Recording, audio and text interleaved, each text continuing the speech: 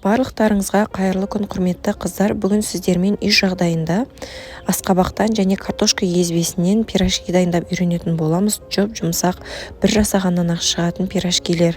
Ең алдымен ыдысымызға жылы суымызды, жылы сүтімізді құйып аламыз. Міндетті түрде сүтіміз де суымыз да жылы болу керек. Одан кейін сары майымызды салып, үстінен қантымызды қосып аламыз. Ашытқымызды, бір чайный ложка тұзымызды қосып, барлығын жақсылап араластырып аламыз. Қанты және тұзы ерігенше осылай венчиктің көмегімен араластырып алсаңыздар болады. Одан кейін ұнымызды саламыз. Ұнды мен алдын ала електен өткізіп алдым.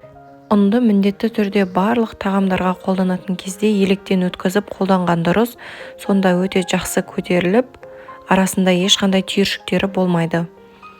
Барлығын жақсылап араластырып, жұмсақ қамыр елеп аламыз. Қамырымыз қатты да емес, жұмсақ та емес, бауырсақтың қамырындай болу керек. Үстінен осылай ертілген сары майды құйып, барлығын басын біріктіріп алдым.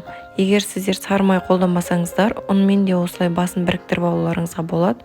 Одан кейін ауа кірмейтіндей етіп, осылай пищевой пленканы қолданып, бетін жауып, жылы жерге көтерілгенше шамамен 1-2 сағатқа қойып қоямыз. Салмасын дайындап аламыз. Салмасына картошканы қолдандым. Қабығын ашып, жуып, суға 1 сағаттай қойып қойдым. Енді пиязды майдалап турап, майға қуырып аламыз. Картошкамыз дайын болғаннан кейін майға қуырылған пиязымызды салып, араластырып, асқабақтан салмасын дайындаймыз. Бұны да тура майға қуырып алып, үстінен езілген картопты салып, тұз бұрыштарын салып, барлығын жақсылап езіп, араластырып, салмаларын дайындап аламыз.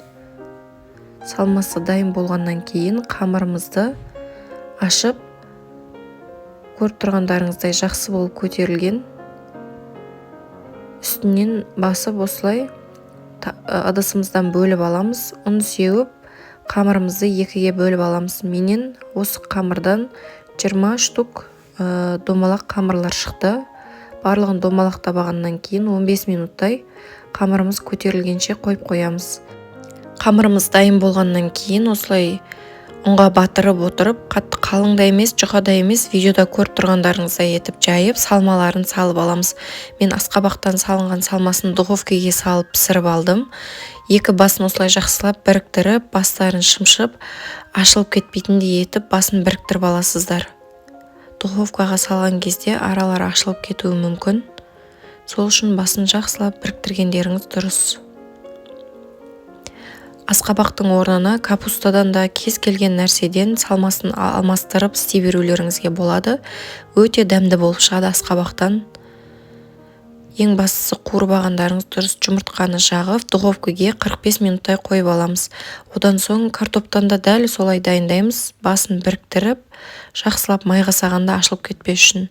Енді майға салып, осылай 2 беті қызарғанша пісіріп аламыз. Пирожкилеріміз дайын болды. Барлықтарыңызға жасап көруге кеңес беремін. Каналыма тіркеліп, лайк басып, пікір қалдыруды ұмытпаңыздар.